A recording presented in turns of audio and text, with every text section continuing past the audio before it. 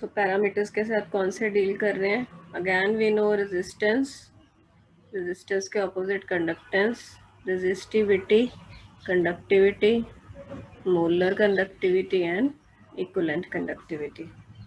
We know about these parameters, their respective units and the formulas relating these parameters to each other.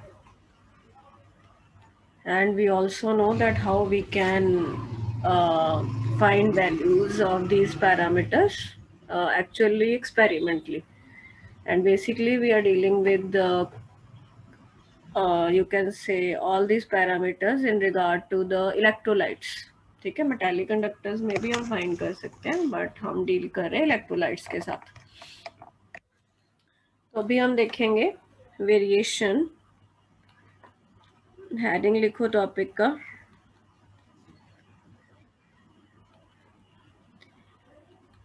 Variation of जी. क्या है? Conductance. आप पूरा भी लिख सकते हो चाहे. Variation of G, kappa. Kappa क्या होता है? Conductivity, molar conductivity and equivalent conductivity. ये जो मैंने 4 लिखे हैं इनकी हमने वेरिएशन पढ़नी है विद डाइल्यूशन. इसका मतलब देखेंगे क्या मतलब है इसका. वेरिएशन का मतलब क्या है कि इन पैरामीटर्स में क्या क्या चेंज आती है डाइल्यूशन करने से. ठीक है, अब डाइल्यूशन का मतलब क्या है कि सपोज करो हमें कोई, वही ले लेते हैं, NaCl का एक्वा सॉल्यूशन दे रखा है, फाइन. तो उसका हमने डाइल्यूशन करना है. NaCl का सॉल्यूशन दे दिया, कुछ उसकी पर्टिकुलर कंसंट्रेशन थी, कोई उसकी मोलैरिटी की वैल्यू दे रखी थी, एंड उसका डाइल्यूशन करना है. डाइल्यूशन करने का मतलब क्या है कि उसमें हमने सॉल्वेंट डालना है. समझते हो ना? डाइल्यूट करना, जैसे उसमें जो भी सॉल्वेंट में वो बना हुआ है, जैसे इस केस में वाटर सॉल्वेंट है, तो और इसमें वाटर डालने का मतलब है हम डाइल्यूशन कर रहे हैं इसकी. तुम बहुत अच्छी तरीके से समझते हो कि डाइल्यूशन करने का मतलब है कंसंट्रेशन बढ़ेगी क्या कम होगी? बताओ. डाइल्यूशन करूंगी मैं तो कंसंट्रेशन पे क्या फर्क पड़ेगा? Concentration decreases. यस, कम होगी. तो वो ऐसे भी बोल सकता है variation with concentration. With dilution बोल दे या कंसंट्रेशन बोल दे, मतलब कहने का ये है कि कंसंट्रेशन बदल रही है. ठीक है, ओके. तो हम देख रहे हैं कि कंसंट्रेशन कम हो रही है तो क्या इफेक्ट आ रहा है. पहला हम देखते हैं कंडक्टेंस पे क्या इफेक्ट आएगा. कंडक्टेंस मतलब जी. सो डाइल्यूट करने से विद डाइल्यूशन कंडक्टेंस बढ़ती है हमेशा. ये इसका लॉजिक क्या हो सकता है? बहुत इजी सा लॉजिक है. देखो, हमने ये सॉल्यूशन लिया and we want to know कि इसका जी का वैल्यू क्या आती है ना, इसकी कंडक्टेंस की वैल्यू क्या आती है वो हमने देखनी है. तो मैंने इसमें और पानी डाल दिया. अच्छा, इसकी कंडक्टेंस थी क्यों? क्योंकि उसमें N+ और Cl- आयंस थे, जिसके कारण कंडक्टेंस थी. अब और जब तुमने इसमें वाटर डाल दिया, उससे क्या होगा? क्या ये आयंस दूर दूर हो जाएंगे? है ना? दूर दूर क्यों दूर दूर हो गए? क्योंकि अपन ने और इसमें पानी पा दिया. उससे क्या होगा? जितनी दूर दूर होंगे उतने एक दूसरे से, मतलब तुम बोल सकते हो उतने फ्री हो जाएंगे. जितने फ्री हो जाएंगे उतना उनका मूवमेंट आसान है, फटाफट भागेंगे. जितनी फटाफट भागेंगे उतनी कंडक्टेंस ज़्यादा होगी. समझ आई बात? तो डाइल्यूशन करने से हमेशा कंडक्टेंस बढ़ती है, याद रखना. क्यों बढ़ती है? क्योंकि हम ये बोल सकते हैं inter ionic forces decreases leading to more mobility of the ions. More mobility of ions means G की वैल्यू बढ़ेगी. समझ में आ गया ये चीज़? पहला पैरामीटर पता लग गया. अब दूसरे पे आते हैं. कैपा पे क्या इफेक्ट पड़ेगा?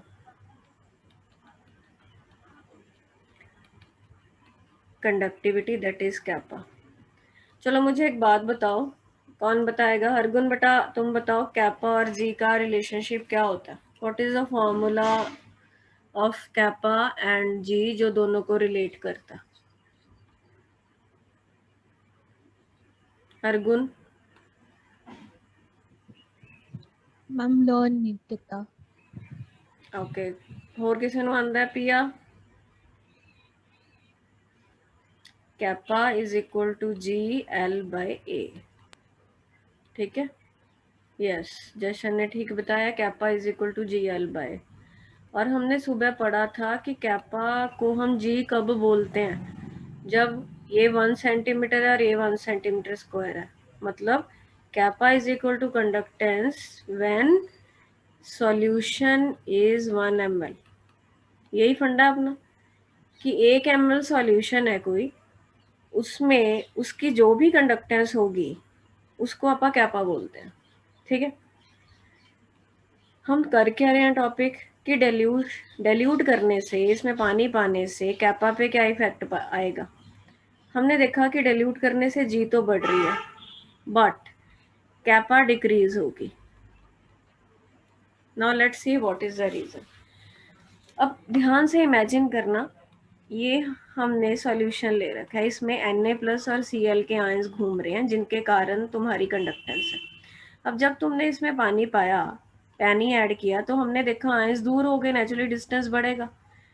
अब 1 ml सॉल्यूशन में क्या नंबर ऑफ आयंस कम नहीं हो जाएंगे? ध्यान से सोच के बताओ। 1 ml वॉल्यूम फिक्स कर दिया हमने, अब पानी पाने से आयन दूर हो गए, तो पहले इसमें नंबर ऑफ आयन ज़्यादा थे बट अब पानी पाने से दूर हो गए तो अब इसमें नंबर ऑफ आयंस कम हो गए। अब नंबर ऑफ आयंस कम हो गए तो कैपा कम हो जाती है। क्यों? क्योंकि कैपा कंडक्टेंस किसकी है? 1 ml में जितने आयंस आएंगे। अब नंबर ऑफ आयंस कम है, और आयंस को तुम ये भी बोल सकते हो करंट कैरिंग स्पीशीज। आयंस के कारण ही करंट जा रहा है ना इलेक्ट्रोलाइट में। तो number of ions per unit ml या per unit volume we should say decreases, that is why kappa decreases. समझ में आगे बात?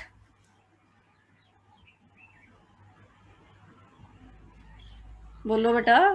जी वैल्यू क्या होगी? बढ़ती है। कैपा वैल्यू क्या होती है?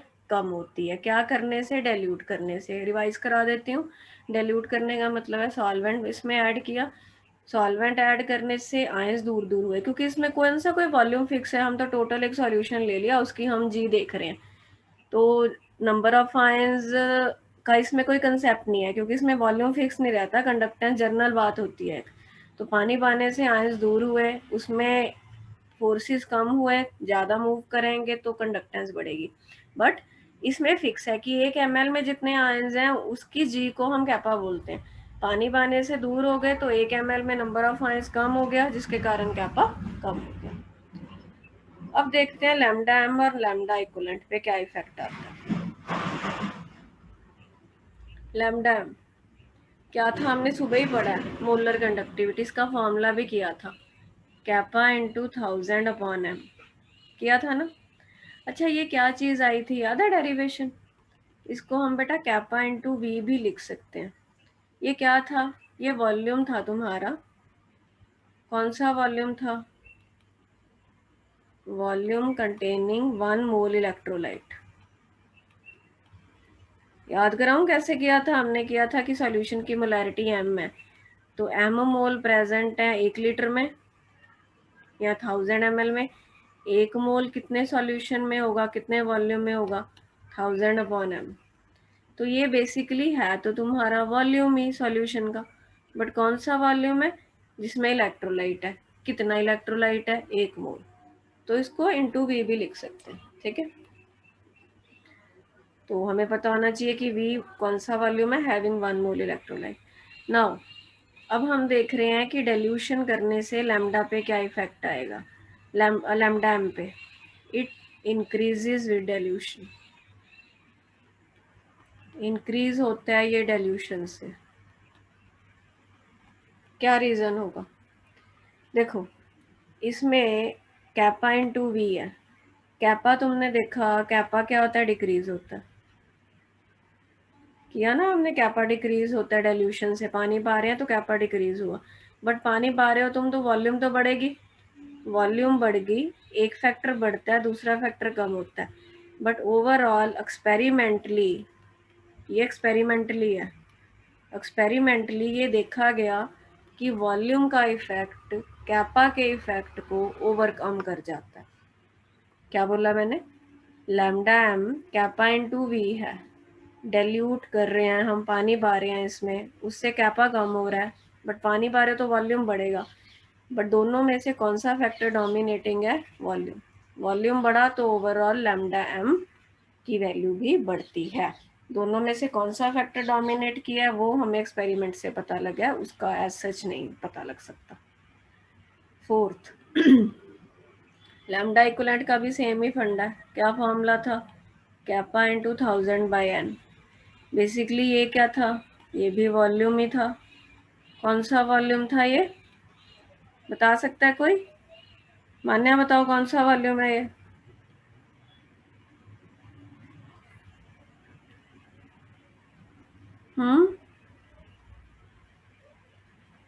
बोलो भाई, तुम लोग बोलते नहीं हो। मान्या कौन सा वॉल्यूम है? मैम आता नहीं। क्यों नहीं आता भाई? परसों टेस्ट है, तुम कब टेस्ट है? आज वेंसडे हो गया, थर्सडे फ्राइडे, 2 दिन बाद तुम्हारा टेस्ट है। तुम लोग कुछ पढ़ लिख नहीं रहे। वॉल्यूम कंटेनिंग 1 ग्राम इक्विवेलेंट, तो है तो ये भी वॉल्यूम ही, वही फंडा है। कैपा कम होगा, वी बढ़ेगा, तो ओवरऑल इक्विवेलेंट कंडक्टिविटी इंक्रीज होती है डाइल्यूशन से। इसमें कंसेप्चुअल क्वेश्चन आ जाते हैं। वैसे कोई पूरी थ्योरी तो आती नहीं, देखो +2 में, इवन बोर्ड में भी तुमको ये तो पूछने नहीं बैठेगा कि टॉपिक दे दिया जैसे तुमको छोटी क्लास में आते थे, लिखो जी। कंसेप्चुअल क्वेश्चन आएंगे। तो नेट रिजल्ट क्या निकला, एक बार सम अप कर लिया जाए। जी है, कैपा है, लैम्डा एम है, लैम्डा इक्विवेलेंट है। निखिलेश चल चारों के नाम बता जरा।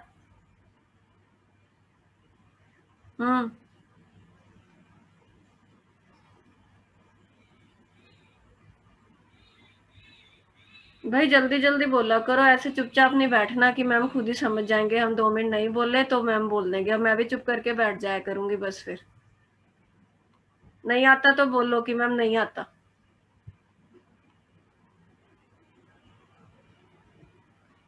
हाँ निखिलेश बताओ इनके नाम। मैंने बोल,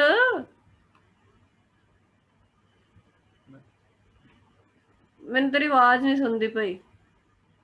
पिया चलो तुम बोलो। मैम एक इसका नहीं पता, बाकी आगे पता है। एक का कापा, एक का मोलर कंडक्टिविटी, एक का molar equivalent conductivity, equivalent conductivity. हाँ इसका नाम कापा, इसका सिंबल कैप है और नाम है इसका कंडक्टिविटी। कंडक्टिविटी, हाँ जी क्या है? जी कंडक्टेंस है बेटा, कंडक्टेंस। ठीक है। इनका हम इफेक्ट देख रहे हैं किसके साथ? डाइल्यूशन के साथ। पीयूष मैंने क्या समझाया? जी की वैल्यू क्या होती है डाइल्यूशन से?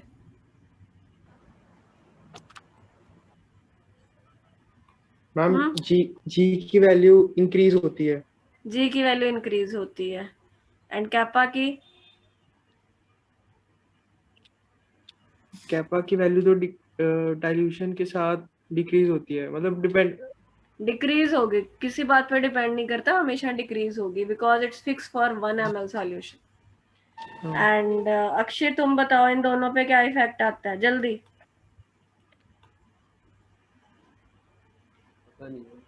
क्यों नहीं पता? होने तो करा के हटियां पीछे। ये क्या तरीका होता है? इन दोनों की वैल्यू बढ़ती है, डाइल्यूशन से वैल्यू बढ़ती है। बेटा नहीं समझ आता तो चाहे 100 बार पूछो, बट आना चाहिए आप लोगों को। क्या कंसेप्ट है कि एक कोई भी सॉल्यूशन है, KCl का सॉल्यूशन है, एक्व सॉल्यूशन है, हम इसमें पानी पा रहे हैं, तो इसकी जी वैल्यू बढ़ेगी। क्यों बढ़ेगी? क्योंकि आयंस दूर होंगे तो ज़्यादा मूव करेंगे। कैपा वैल्यू कम होगी क्योंकि कैपा 1 ml के लिए फिक्स है। पानी पाने से 1 ml में नंबर ऑफ आयन कम हो जाएंगे क्योंकि आयन भाग गए दूर, उसमें कम आ रहे हैं, दूर दूर चले गए। तो ये दोनों का फॉर्मूला होता है कैपा इंटू वी। कैपा कम हुआ, वी बढ़ा, तो वी फैक्टर डोमिनेटिंग है, तो दोनों बढ़ जाते हैं डाइल्यूशन से। Please remember this, it's quite important conceptually. अब अगले टॉपिक पे चलते हैं। देखो ये तो हमने चारों फैक्टर्स को जर्नलाइज मतलब समझा, ठीक। इनमें से ये वाला जो फैक्टर है, क्या नाम है इसका? हरगुण नाम याद हो गया? क्या नाम है इसका?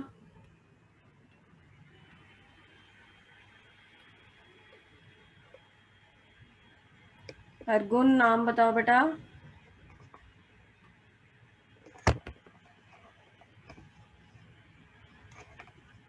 बेटा क्लास में तो मोलर कंडक्टिविटी। हाँ, मोलर कंडक्टिविटी।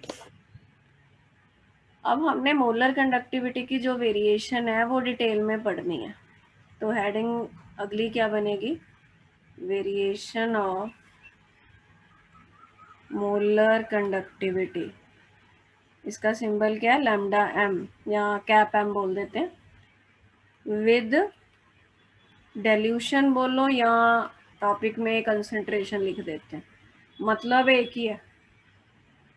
कह ये रहा है कि लैम्डा एम पे क्या इफेक्ट आएगा if we change the concentration, basically either we increase और decrease, what will be the effect. So let's C.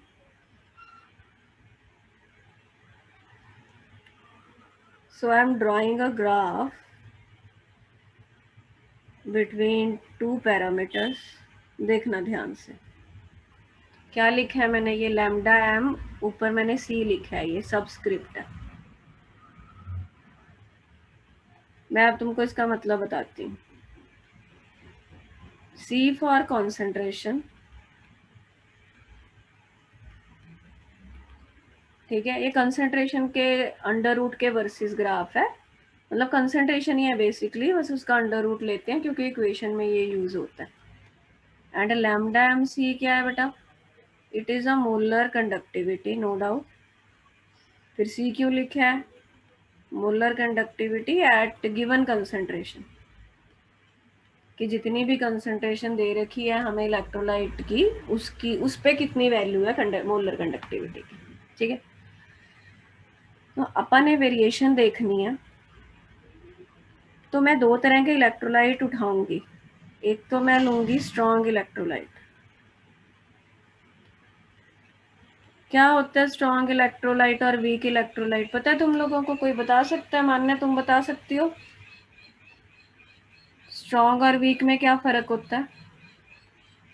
Ma'am strong electrolyte ये पूरी तरह डिकम्पोज हो जाते हैं, और वीक वाले मतलब not fully they decompose, dissociated.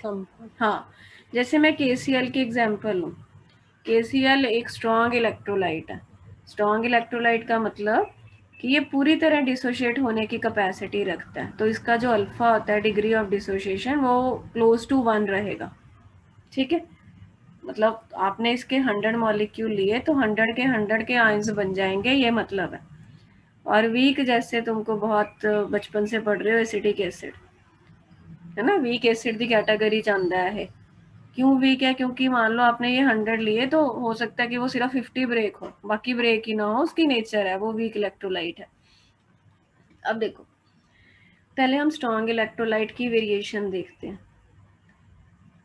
Situation वही है, मान लो मैंने KCl ले रखा है, मैं इसमें पानी डाल रही हूँ। पानी डालने से कंसंट्रेशन बढ़ेगी क्या कम होगी? अभी हमने देखा कंसंट्रेशन कम होती है ना। अच्छा, इधर को मैं देखना जरा, ये कंसंट्रेशन है, जैसे ये 0 है, मान लो ये 1 है, ये 2 है, ये 3 है, तो देखना ये ग्राफ कुछ ऐसा आता है, समथिंग लाइक दैट। ये KCl के लिए। अब इसका क्या मतलब है? इसको कैसे रीड करना है? देखना ध्यान से। ये ग्राफ बन गया। अब मान लो मैं यहाँ पे ग्राफ को स्टडी करना चाहती हूँ, मतलब जब इतनी कंसंट्रेशन थी, उसका अंडर रूट, बट मैं कंसंट्रेशन वर्ड यूज करूंगी, इतनी कंसंट्रेशन पे मेरी मोलर कंडक्टिविटी की ये वैल्यू थी, इतनी कंसंट्रेशन पे इतनी वैल्यू थी, ठीक है। फिर मैंने बोला इस पे देखो जी, चलो मुझे इतना बताओ, पहले मैं यहाँ देख रही थी, अब मैं यहाँ देख रही हूँ, तो कंसंट्रेशन बढ़ी हुई पे देख रही हूँ या कम हुई हुई पे? कम पे देख रही हूँ, मतलब उसको हमने क्या किया, डाइल्यूट किया। आई बात समझ में? पानी डाल के वो देख रहे हैं, तो वैल्यू ज्यादा आ रही है कि कम आ रही है? ज्यादा आ रही है। ठीक है, हमें वैसे भी पता ही है कि हम पीछे भी पढ़ के आए हैं कि ये मोलर कंडक्टिविटी बढ़ती है डाइल्यूशन से, बढ़ रही है, हमारे ग्राफ ने भी बता दिया हमें। बट कुछ ज़्यादा नहीं बढ़ रही, ठीक ठाक थोड़ी सी बढ़ी है, बहुत ज़्यादा फर्क नहीं पड़ा। और कंसंट्रेशन हमने कम कर दिया, फिर भी बढ़ी है, बट थोड़ी सी बढ़ रही है। तो पहला पॉइंट तो हम ये बोल सकते हैं, स्ट्रॉन्ग इलेक्ट्रोलाइट को हम स्टडी करें तो हमने ये देखा कि स्ट्रॉन्ग इलेक्ट्रोलाइट के केस में जो मोलर कंडक्टिविटी है बढ़ती तो है, बट स्मॉल इंक्रीज है। ठीक है, ये पूछ सकते हैं ऐसा क्यों है, ज़्यादा क्यों नहीं बढ़ रही, मतलब स्टीप राइज नहीं है, ये वर्ड यूज होता है, स्टीप राइज नहीं है, थोड़ा थोड़ा बढ़ रही है। उसका रीजन क्या हो सकता है, क्या तुम सोच सकते हो उसका रीजन कुछ? पानी पाने से बढ़ी तो क्यों बढ़ी, जर्नल हम बोलते हैं क्यों बढ़ती है, क्योंकि आयंस दूर होते हैं, है ना। तो इसका रीजन बेटा ये है कि जो स्ट्रॉन्ग वाला लिया तुम लोगों ने, वो ऑलरेडी पूरी तरह से डिसोशिएटेड था। ऑलरेडी उसका नेचर ही ऐसा है कि उसके बहुत सारे आयंस तो पहले ही बने थे, तो पानी पाने से आयंस सिर्फ दूर हुए, बट बहुत ज्यादा फर्क नहीं पड़ा कि हाँ जी, हम ये नहीं कह सकते कि नंबर ऑफ आयंस ही बहुत ज्यादा बढ़ गया। आयंस दूर हो गए, इसके कारण वो ज्यादा मोबाइल हो गए। बट मैं यदि वीक इलेक्ट्रोलाइट का यही ग्राफ बनाऊं, देखना जरा, अब मैं ये सारा रब कर रही हूँ ये आपको समझाने के लिए, ग्राफ को कई बच्चों को रीड ही करना नहीं आता होता, तो एक मिनट।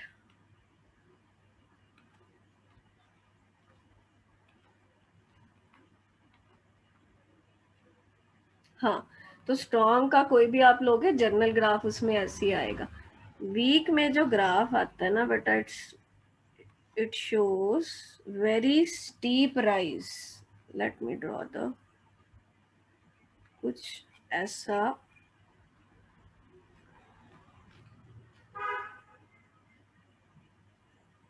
समथिंग लाइक दैट, इस टाइप का ग्राफ बनता है। मैं थोड़ा सा मैं ड्रॉ नहीं कर पा रही, 1 मिनट। या ऐसा ग्राफ बनता है, ये जो ग्रीन वाला, ये एसिटिक एसिड का। अब इसको रीड करके देखो जरा क्या इंटरेस्टिंग रिजल्ट निकलता है। ठीक है, कंसंट्रेशन मान लो यहाँ पे था, इतनी थी मोलर कंडक्टिविटी, फिर कंसंट्रेशन कम कर दी, तो देखो कितना और कम कर दी, तो कितना स्टीप सा राइज आने लग गया एकदम से। वैल्यू कहाँ से, मतलब यहाँ थी, फिर वैल्यू देखो कहाँ कहाँ तक पहुंचने लगी, किसकी, मोलर कंडक्टिविटी की। वो मोलर कंडक्टिविटी पानी पाने से एसिटिक एसिड में बहुत ज्यादा बढ़ गई, इसको डाइल्यूट किया तो राइज दोनों में आया। बट वो क्वेश्चन क्या पूछेगा कि वीक इलेक्ट्रोलाइट में there is a steep rise, but in strong electrolyte rise आता है but it rises slowly, what is the reason? So how we can explain this? हम क्या बोल सकते हैं, बहुत सीधा सा रीजन है कि जो स्ट्रॉन्ग है वो तो ऑलरेडी भाई डिसोशिएटेड था, 100 है तो उसमें ऑलरेडी इनके 100 आयंस बने हुए थे, तो पानी पाने से आयंस में डिस्टेंस बढ़ा, उनकी मोबिलिटी बढ़ी। बट तुम लोगों ने +1 में इक्विलिब्रियम चैप्टर में पढ़ा हुआ है, बट नहीं भी पढ़ा, मैं बता देती हूँ। वीक इलेक्ट्रोलाइट में बेटा जब पानी डालते हैं ना, डाइल्यूट करते हैं, आई शुड से, कोई भी सॉल्वेंट जो डालते हैं, तो उसमें अल्फा की वैल्यू भी बढ़ती है, मतलब उसकी डिग्री ऑफ डिसोसिएशन ही बढ़ जाती है, कि पहले वो 50 ब्रेक हो रखे थे तो अब हो सकता है वो 70 ब्रेक हो जाए। तो इसमें पानी पाने से 2 फैक्टर काम किए, एक तो नंबर ऑफ आयंस बहुत ज्यादा बढ़ जाएंगे क्योंकि अल्फा बढ़ जाती है, डिग्री ऑफ डिसोसिएशन बढ़ गई, तो आयंस का नंबर ही एकदम से आयंस ज्यादा पैदा होंगे, ज्यादा जनरेट होंगे, तो वो स्टीप राइज दिखाएगा, दूर तो होंगे ही होंगे, आयंस का नंबर भी बढ़ जाता है। तो ये एक तो पॉइंट आपको ध्यान रखना है।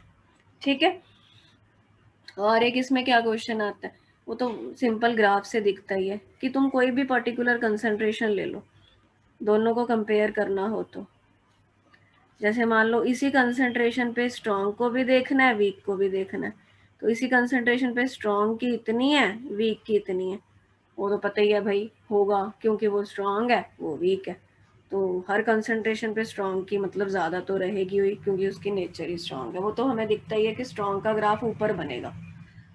ठीक है, ये कई बार उसमें जेई वगैरह में ये ग्राफ्स का क्वेश्चन बना के दे देता है, मैं आपको कराऊंगी। तो अभी हमने 2 पॉइंट क्लियर किए हैं कि लैम्डा एम की वैल्यू कंसंट्रेशन कम होने से, और आई शुड से डाइल्यूशन से बढ़ती है। स्ट्रॉन्ग में थोड़ी थोड़ी बढ़ती है, वीक में एकदम से बढ़ती है। स्टीप राइज आता है, रीज़न क्योंकि वीक में डिग्री ऑफ डिसोसिएशन ही बढ़ जाती है, तो आयंस का नंबर एकदम से ज़्यादा हो जाता है। ठीक है, अब चलते हैं एक और कंसेप्ट पे। ये एक्स्ट्रा लाइंस रब कर देते हैं ताकि हमको अगला पॉइंट समझ में आ जाए।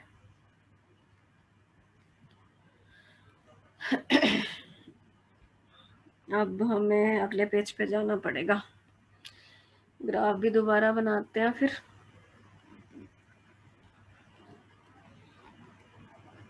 बेटा थोड़ा बहुत लिखा करो, दोबारा कह रही हूँ, लेक्चर सुनते टाइम। सारा बाद में करोगे फिर माइंड से निकल जाती हैं चीज़ें। जैसे ऑफलाइन क्लास में करते होते थे वैसे ही रखना अपना। नो डाउट मैं सारा भेज देती हूँ, बट वो एक्स्ट्रा है। We are drawing the graph between molar conductivity versus concentration. So it's for strong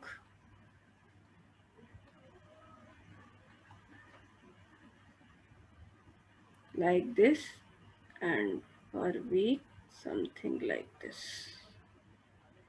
ठीक है, कुछ ऐसा। अब मैं तुम लोगों को एक और चीज़ सिखाने लगी हूँ, लिमिटिंग मोलर कंडक्टिविटी। क्या सीखना है हमने? एक नई चीज़, लिमिटिंग मोलर कंडक्टिविटी। ये क्या होती है? इसका दूसरा नाम है molar conductivity eight infinite dilution. क्या नाम है इसका दूसरा? Molar conductivity eight infinite dilution. है तो मोलर कंडक्ट एक ही बात है, ठीक है, दोनों ये नाम साइमल्टेनियसली यूज हो सकते हैं। And it is denoted with lambda am not और लैम्डा एम इन्फिनिटी। एक ही बात है, एक ही मतलब है दोनों का। ये क्या होता है? अब मान लो NaCl का सॉल्यूशन था, तुम इसे डाइल्यूट करते जा रहे हो, बहुत बहुत बहुत ज़्यादा पानी डाल दिया। मतलब इनफाइनाइट डाइल्यूशन का मतलब क्या है? इन्फिनिटी समझते हो ना, मतलब अनंत जिसे बोलते हैं हिंदी में। अब तुम जैसे मान लो कि एक टब भरी हुई है पानी की, उसमें एक चुटकी नमक है ना, जस्ट इमेजिन के लिए हम कर सकते हैं। तो इलेक्ट्रोलाइट तो बहुत ही कम है, तो उसमें भी जो मोलर कंडक्टिविटी की वैल्यू जो आती है ना, कि एक टब भर के पानी में एक चुटकी नमक पा दिया अपन ने, अब वो जो सॉल्यूशन है तुम्हारे पास, उसकी मोलर कंडक्टिविटी फाइंड करनी है। मान लो जो भी होगी उसको लिमिटिंग मोलर कंडक्टिविटी बोलते हैं, या उसको बोलते हैं molar conductivity eight infinite dilution. ठीक है, पहली बात तो ये होता क्या है, और ना ये हमारे इंटरेस्ट की बात होती है। मतलब हम ये चाहते होते हैं कि हमें इसकी वैल्यू पता चल जाए, मतलब रिसर्च पॉइंट ऑफ व्यू से इम्पॉर्टेंट है। क्या इम्पॉर्टेंट है? हमें ये पता लगना चाहिए कि किसी भी इलेक्ट्रोलाइट की लिमिटिंग मोलर कंडक्टिविटी कितनी है। क्या है लिमिटिंग मोलर कंडक्टिविटी? मतलब molar conductivity eight infinite dilution की, उसको बहुत ज़्यादा डाइल्यूट कर दिया, उसमें उसकी वैल्यू कितनी आ रही है। And it is a topic of our interest, we are very much interested in finding this value for a given electrolyte. Like we are talking about strong electrolyte say KCl and we want to measure its lambda m naught. Manya lambda m naught बताओ, क्या बताया मैंने? Limiting molar conductivity. हाँ, क्या होती है ये? जब हम डाइल्यूट बहुत ज्यादा कर देते हैं। हाँ, इनफाइनाइट डाइल्यूशन पे क्या वैल्यू आएगी। ठीक है, अब होता क्या है बेटा, प्रैक्टिकली लैब वगैरह में इसको मेजर करना बड़ा मुश्किल है, क्योंकि हम इनफाइनाइट डाइल्यूशन की मतलब चलो कर तो लें हम इनफाइनाइटली डाइल्यूट, बट ऐसा ऑपरेटर्स प्रैक्टिकली अवेलेबल नहीं रहते जिससे हम ये वैल्यू मेजर कर सकें। तो वो ग्राफ की हेल्प ले लेते हैं स्ट्रॉन्ग इलेक्ट्रोलाइट के केस में। कैसे कर लेते हैं देखो। अब अच्छा, इसको ऐसे भी बोलते हैं, it is the value of molar conductivity when concentration approaches to zero, isn't it? एक टब भर के पानी में एक चुटकी नमक है, तो हम प्रैक्टिकली क्या बोलेंगे कि यार कंसंट्रेशन 0 को अप्रोच ही कर रही है और क्या, है ना। अब यहाँ पे 0 है, मतलब यहाँ पे हम इसको करते डाइल्यूट करते गए किसी तरीके से हम यहाँ पहुँच जाएं, तो ये जो वैल्यू होगी इस पे कंसंट्रेशन 0 है, तो ये लैम्डा एम नॉट कहलाएगी। 0 कंसंट्रेशन पे मोलर कंडक्टिविटी की वैल्यू लिमिटिंग मोलर कंडक्टिविटी कहलाती है। बट एक्सपेरिमेंट से हम ये वैल्यू नहीं निकाल सकते। ग्राफ कैसे प्लॉट करते हैं, क्या करते हो तुम, लैब में जाते हो, है ना, एक्सपेरिमेंट करते हो, रीडिंग नोट करते हो, ग्राफ पेपर उठाते हो, उस पर मार्किंग करते हो और ग्राफ बन जाता है। बट ये तो निकल ही नहीं पा रही। तो ये ग्राफ पता है कि इसकी स्लोप ऐसे आ रही है, तो ना ये ग्राफ को यहाँ तक मान लो लैब से पता चला, तो ये ग्राफ को खुद से आगे बढ़ा देते हैं। इसको बोलते हैं एक्स्ट्रापोलेट करना, क्योंकि उसकी स्लोप पता होती है कि ऐसे उसकी स्लोप जा रही है। स्ट्रॉन्ग की बात कर रही हूँ, तो वो ग्राफ को एक्स्ट्रापोलेट करके limiting molar conductivity strong electrolyte के लिए निकालनी पॉसिबल है। Is this point clear to everyone? Yes ma'am. Any doubts you can discuss. So अभी तक हमने क्या क्या चीज़ें डिस्कस की हैं। पहले तो हमने जर्नल देखा कि ये जो हमारे पास 4 पैरामीटर्स हैं, conductance, conductivity, molar conductivity and equivalent, इनका वेरिएशन कैसे रहेगा हम इन डिल्यूशन करें तो, ठीक है। फिर हमने ये देखा कि हमने इसका पढ़ना है डिटेल में, मोलर कंडक्टिविटी पढ़नी है। फिर स्ट्रॉन्ग और वीक में क्या फ़र्क है ये हमने देखा। फिर हमने देखा कि लिमिटिंग मोलर कंडक्टिविटी किसको बोलते हैं, एंड वो हमारे इंटरेस्ट की चीज़ है और वो कैसे निकालनी है। स्ट्रॉन्ग के केस में निकालनी तो बड़ी ईजी है। पंगा पड़ता है वीक में। क्या पंगा पड़ता है? अब वीक में बेटा ये लाइन ना ऐसे पैरेलल हो जाती है, एक पॉइंट पे आके वो ऐसे हो जाती है वीक के केस में। अब वीक के केस में हमको लैम्डा एम नॉट कैसे निकालने भाई, वो ग्राफ को एक्स्ट्रापोलेट हम कर ही नहीं पा रहे, वो ऐसे ही उसकी जो स्लोप थी ऐसे आ रही है, तो ग्राफ से पॉसिबल नहीं है। तो हमें क्या पता चला कि for weak electrolyte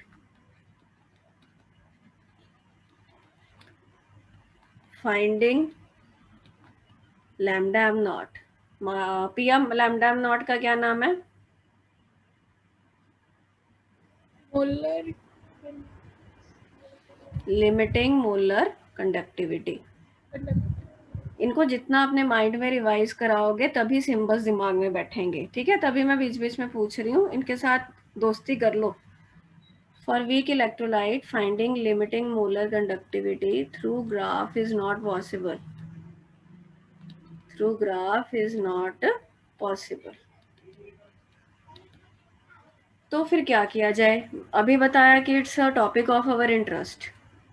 We need to find out the value for both for strong and weak. For strong it's very easy, for weak we should find some alternative method, and there is a very good alternative method, उसको बोलते हैं Colrosh law। ये हमने पढ़ना है। ये बेटा एक साइंटिस्ट था, ठीक है, मैं थोड़ा सा ही बताऊंगी, ज़्यादा नहीं आज इसके बारे में पढ़ाऊंगी। ये एक साइंटिस्ट था, इसने रिसर्च किया था ये molar conductivity, limiting molar conductivity पे बेसिकली।